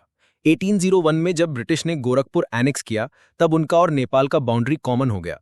ये कॉन्फ्लिक्ट बढ़ा जब गोरखाज ने बटवल और शेर राज कैप्चर किया। ये सब लॉर्ड हेस्टिंग्स के टाइम पे हुआ, 1813-23 के बीच। फिर वॉर के बाद 1816 में ट्रीटी ऑफ सगौली साइन हुई, जिसमें सब कुछ ब्रिटिश के फेवर में गया। इस ट्रीटी के मुताबिक नेपाल ने एक ब्रिटिश रेजिडेंट को एक्सेप्ट किया, गढ़वाल और कुमाऊं के डिस्ट्रिक्ट्स छोड़ दिए और तेराई पे अपना क्लेम भी विड्रॉ कर लिया। साथ ही नेपाल ने सिक्किम से भी अपने हाथ खींच लिए। ब्रिटिश को इसका फायदा ये मिला कि उनका एम्पायर अब हिमालयास तक पहुंच गया। सेंट्रल एशिया से ट्रेड का एक्सेस बेटर हो गया। शिमला, मसूरी और नैनीताल जैसे हिल स्टेशंस के साइट्स मिल गए और सबसे इंपॉर्टेंट, गोरखाज ने ब्रिटिश इंडियन आर्मी ज्वाइन करनी शुरू कर दी। 19वीं सेंचुरी के स्टार्ट में बर्मा एक आज़ाद देश था, पर वो वेस्ट की तरफ एक्सपैंड करना चाहता था। दूसरी तरफ ब्रिटिश भी बर्मा के फॉरेस्ट्स, टिम्बर और मार्केट में इंटरेस्टेड थे। साथ ही वो फ्रेंच एम्बिशंस को साउथ ईस्ट एशिया में रोकना चाहते थे। इसी वजह से 3 एंग्लो बर्मीज वॉर्स हुए और 1885 तक बर्मा ब्रिटिश इंडिया का पार्ट बन गया। पहला बर्मा वॉर 1824 से 26 के बीच हुआ। बर्मीज ने अराकान और मणिपुर ऑक्यूपाई किया और असम और ब्रह्मपुत्र वैली तक खतरा बढ़ गया। बॉर्डर्स क्लियरली डिफाइंड नहीं थे, इसलिए फ्रिक्शन बढ़ता गया। ब्रिटिश आर्मी ने रंगून ऑक्यूपाई कर लिया मई 1824 में और आवा, जो बर्मा की कैपिटल थी, उसे सिर्फ 72 किलोमीटर दूर तक पहुंच गई। 1826 में ट्रीटी ऑफ यांडाबो साइन हुई, जिसमें बर्मा ने 1 करोड़ रुपए का वॉर कॉम्पेंसेशन देने का वादा किया। अराकान और तेनेसेरिम के कोस्टल एरियाज छोड़ दिए, आसाम, काचार और जैंतिया पे क्लेम छोड़ दिया, मणिपुर को इंडिपेंडेंट स्टेट माना और ब्रिटिश रेजिडेंट को आवा में एक्सेप्ट किया। बर्मीज एनवॉय भी कलकत्ता भेजने का वादा किया। दूसरा वॉर हुआ 1852 में। इस बार वजह थी ब्रिटिश मर्चेंट्स का कमर्शियल इंटरेस्ट और डलहौजी की इंपीरियलिस्ट पॉलिसी। बर्मा की टिम्बर रिसोर्सेज और मार्केट पे कंट्रोल चाहिए था। ब्रिटिश ने इस वॉर में पेगू ऑक्यूपाई कर लिया, जो बर्मा का आखिरी बचा हुआ कोस्टल प्रोविंस था। गुरिल्ला रेजिस्टेंस काफी स्ट्रांग थी, लेकिन ब्रिटिश ने लोअर बर्मा पे फुल कंट्रोल ले ही लिया। तीसरा और फाइनल वॉर हुआ 1885 में। बर्मीज किंग बिंदान के बाद उसका बेटा थीबा किंग बना। थीबा ब्रिटिश के खिलाफ था। ब्रिटिश मर्चेंट्स रंगून और लोअर बर्मा में कंप्लेंट करते रहे कि थीबा उनके साथ अनफेयर बिहेवियर कर रहा है। थीबा ने फ्रांस, जर्मनी और इटली के साथ कमर्शियल ट्रीटीज की प्लानिंग भी शुरू कर दी। फ्रांस मंडले से रेल लिंक बनाना चाहता था। इसी टाइम पर ब्रिटिश और फ्रेंच का ग्लोबल लेवल पे कॉन्फ्लिक्ट चल रहा था, नाइजर, इजिप्ट और मैडागास्कर में। थीबा ने एक ब्रिटिश टिम्बर कंपनी पर ह्यूमिलिएटिंग फाइन भी लगा दिया। इसलिए लॉर्ड डफरिन ने 1885 में अपर बर्मा इन्वेड करने का ऑर्डर दिया और पूरा बर्मा एनेक्स हो गया। बाद में ब्रिटिश को बर्मा में स्ट्रॉन्ग गुरिल्ला रेजिस्टेंस का सामना करना पड़ा। पहले वर्ल्ड वॉर के बाद एक स्ट्रॉन्ग नेशनलिस्ट मूवमेंट भी चालू हो गया। बर्मीज नेशनलिस्ट्स ने इंडियन नेशनल कांग्रेस के साथ मिलकर काम किया। ब्रिटिश ने इस लिंक को तोड़ने के लिए बर्मा को 1935 में इंडिया से अलग कर दिया। सेकेंड वर्ल्ड वॉर के दौरान ऊ ओंग सान के लीडरशिप में मूवमेंट और भी इंटेंस हो गया, जिसका रिजल्ट ये हुआ कि बर्मा को 4 जनवरी 1948 को इंडिपेंडेंस मिल गई। तिब्बत एक थियोक्रेसी था, जहां बुद्धिस्ट मंक्स रूल करते थे और नॉमिनली चाइना के अंडर आता था। ब्रिटिश काफी टाइम से तिब्बत के साथ फ्रेंडली और कमर्शियल रिलेशंस बनाना चाहते थे, पर कुछ भी प्रोग्रेस हो नहीं रहा था। जब कर्जन इंडिया आए तब सिचुएशन डेडलॉक पे पहुंच चुकी थी। चाइना का कंट्रोल तिब्बत पे वीक था, लेकिन रशिया का इन्फ्लुएंस लहासा में बढ़ता जा रहा था। रिपोर्ट्स आ रही थीं कि Russian arms and ammunition Tibet पहुंच रहे हैं। कर्जन ने इस थ्रेट को सीरियसली लिया और कर्नल यूग हस्बैंड के लीडरशिप में एक स्मॉल गोरखा कंटिंजेंट तिब्बत भेजा। उनका एम था कि तिब्बतियन से अग्रीमेंट करवाया जाए। तिब्बतियंस ने नेगोशिएशन से मना कर दिया और नॉन वायलेंट रेजिस्टेंस दिया, पर युग हस्बैंड लहासा तक पहुंच गया अगस्त 1904 में और दलाई लामा वहां से भाग गया। फिर युग हस्बैंड ने ट्रीटी ऑफ लहासा इंपोज की। तिब्बत को 75 लाख रुपीस का इंडेमनिटी देना था, 1 लाख रुपीस ईयरली। पेमेंट का गारंटी लेने के लिए ब्रिटिश ने चुम्बी वैली ऑक्यूपाई कर लिया फॉर 75 ईयर्स। तिब्बत को सिक्किम के फ्रंटियर का रिस्पेक्ट करना था। ट्रेड मार्ट्स खुले जाने थे यातोंग, ग्यानसे और गारटोक में।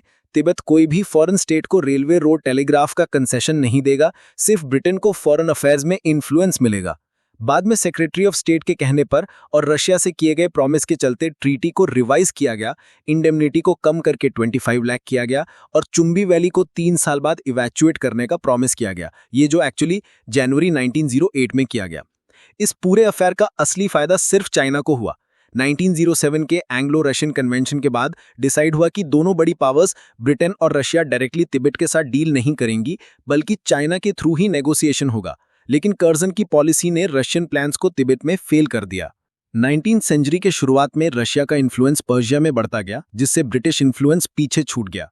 ब्रिटिश एक नया रूट एस्टैब्लिश करना चाहते थे इंडिया तक रिवर यूफ्रेट्स के थ्रू, लेकिन ये प्लान रशिया के इंटरफेरेंस से फेल हो गया। 1828 की ट्रीटी ऑफ तुर्कुमान चाय के बाद ब्रिटिश को लगने लगा कि रशिया इंडिया तक आने का प्लान बना रहा है। इस वजह से ब्रिटिश ने अपनी नॉर्थ वेस्ट फ्रंटियर को साइंटिफिक तरीके से सिक्योर करने का प्लान बनाया। अफगानिस्तान के माउंटेन पासेस को इंडिया में घुसने का दरवाजा माना गया। इसलिए जरूरत थी कि अफगानिस्तान में कोई ऐसा रूलर हो जो ब्रिटिश फ्रेंडली हो। 1836 में जब ऑकलैंड इंडिया का गवर्नर जनरल बना तो उसने एक फॉरवर्ड पॉलिसी अपनाई। इसका मतलब था कि ब्रिटिश गवर्नमेंट को खुद ही एक्टिव होकर अपनी बाउंड्री सिक्योर करनी चाहिए, या तो ट्रीटी करके या एनेक्सेशन के जरिए। अफगानिस्तान का रूलर दोस्त मोहम्मद ब्रिटिश दोस्ती चाहता था, लेकिन एक शर्त के साथ कि ब्रिटिश उसकी हेल्प करे पेशावर को सिख से वापस लेने में। ब्रिटिश ने इस डिमांड को रिजेक्ट कर दिया। तब दोस्त मोहम्मद ने रशिया और पर्शिया की तरफ दोस्ती का हाथ बढ़ाया। ये ब्रिटिश को पसंद नहीं आया और उन्होंने अपनी फॉरवर्ड पॉलिसी के अंदर 1838 में एक ट्राइपार्टाइट ट्रीटी साइन की ब्रिटिश, सिख्स और शाह शुजा के बीच। शाह शुजा वही था जो 1809 में अफगान थ्रोन से हटा दिया गया था और तब से लुधियाना में ब्रिटिश पेंशन पे जी रहा था। ट्रीटी के टर्म्स कुछ इस तरह के थे। शाह शुजा को सिख आर्मी की हेल्प से वापस थ्रोन पे बिठाया जाएगा, ब्रिटिश सिर्फ पैसा देंगे। शाह शुजा अपने फॉरेन अफेयर्स ब्रिटिश और सिख्स के एडवाइस पे चलाए। सिंध के अमीर्स पे अपना कंट्रोल छोड़ दे और इसके बदले एक बड़ा पैसा ले। शाह शुजा महाराजा रंजीत सिंह के इंडस के राइट बैंक वाले टेरिटरीज पर क्लेम्स को मान ले। ट्राइपार्टाइट ट्रीटी के बाद रीजन की पॉलिटिकल सिचुएशन चेंज हो गई। पर्शिया ने हेरात से अपना घेरा हटा लिया और रशिया ने भी अपना एनवॉय काबुल से वापस बुला लिया, लेकिन फिर भी ब्रिटिश ने अपनी फॉरवर्ड पॉलिसी चालू रखी। रिजल्ट, पहला एंग्लो अफगान वॉर हुआ 1839-42 में। ब्रिटिश आर्मी ने अगस्त 1839 में काबुल पर विजय प्राप्त की और शाह शुजा को वापस थ्रोन पे बिठा दिया गया। दोस्त मोहम्मद ने 1840 में सरेंडर कर दिया, लेकिन अफगान्स को शाह शुजा बिल्कुल भी पसंद नहीं था। जैसे ही ब्रिटिश आर्मी वापस गई, अफगान लोग उठ खड़े हुए। गैरिसन कमांडर को मार दिया गया। ब्रिटिश को मजबूरन अफगान चीफ्स के साथ 1841 में ट्रीटी साइन करनी पड़ी, जिसमें उन्होंने अफगानिस्तान से इवैक्यूएट करने और दोस्त मोहम्मद को वापस लाने का वादा किया, लेकिन ये प्लान फेल हो गया। ब्रिटिश ने एक और एक्सपेडिशन भेजा और सितंबर 1842 में काबुल दोबारा कैप्चर कर लिया, लेकिन इस बार उन्होंने सबक सीखा। एक सेटलमेंट हुआ जिसमें दोस्त मोहम्मद को इंडिपेंडेंट रूलर के रूप में रिकॉग्नाइज किया गया और ब्रिटिश काबुल से वापस चले गए। इस वॉर का खर्चा था लगभग 1.5 करोड़ रुपए और लगभग 20,000 इंडियन ब्रिटिश सोल्जर्स की जान गई। 1864-69 के बीच जॉन लॉरेंस ने एक नया अप्रोच स्टार्ट किया, मास्टरली इनएक्टिविटी।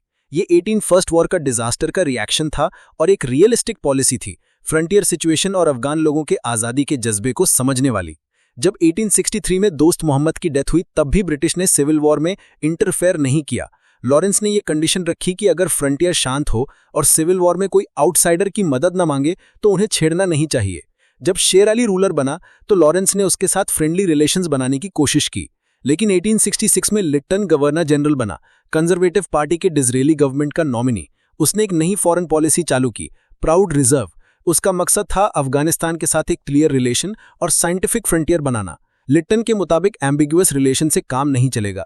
शेर अली को एक फेवरेबल ट्रीटी ऑफर की गई, लेकिन उसका प्लान था दोनों पावर्स रशिया और ब्रिटिश इंडिया से एक जैसे डिस्टेंस बना के चलना। शेर अली ने ब्रिटिश एनवॉय को काबुल में रखने से मना कर दिया, जबकि पहले रशियन एनवॉय को अलाउ किया था। लिट्टन को ये बात पसंद नहीं आई। जब रशिया ने अपना एनवॉय वापस बुला लिया, लिट्टन ने अफगानिस्तान को इन्वेड करने का ऑर्डर दिया। शेर अली भाग गया। फिर मई 1879 में ट्रीटी ऑफ गंडामक साइन हुई शेर अली के बेटे याकूब खान के साथ। इस ट्रीटी के टर्म्स थे, अफगानिस्तान का अमीर अपनी फॉरेन पॉलिसी ब्रिटिश के एडवाइस से करेगा, काबुल में एक परमानेंट ब्रिटिश रेजिडेंट होगा, ब्रिटिश गवर्नमेंट अमीर को फॉरेन अटैक से प्रोटेक्ट करेगी और साथ में एक एनुअल सब्सिडी भी देगी। लेकिन जल्द ही लोगों के प्रेशर में याकूब खान को रिजाइन करना पड़ा। ब्रिटिश ने काबुल और कांधार को दोबारा कैप्चर कर लिया। बाद में अब्दुल रहमान को नया अमीर बना दिया गया। लिट्टन ने अफगानिस्तान को तोड़ने का प्लान बनाया, लेकिन उससे इंप्लीमेंट नहीं कर पाया। रिपन ने लिट्टन का प्लान छोड़ दिया और डिसाइड किया कि अफगानिस्तान को एक बफर स्टेट बना के रखा जाए। फर्स्ट वर्ल्ड वॉर और 1917 के रशियन रेवोल्यूशन के बाद अफगान्स ने पूरी इंडिपेंडेंस मांगनी शुरू कर दी। 1901 में अब्दुल रहमान के बाद हबीबुल्लाह रूलर बना। 1919 में हबीबुल्लाह का मर्डर हो गया और नया रूलर अमानुल्लाह ने ब्रिटिश के खिलाफ खुला वॉर डिक्लेयर कर दिया। 1921 में पीस ट्रीटी साइन हुई और अफगानिस्तान को फॉरेन अफेयर्स में पूरी इंडिपेंडेंस मिल गई। 1862-1819 के बीच भारत के सबसे इंपॉर्टेंट जनरल्स थे Cunningham, Elgin, Lawrence, Mayo, Northbrook, Lytton, Ripon, Dufferin, Lansdowne, Elgin two, Curzon और मिंटो टू।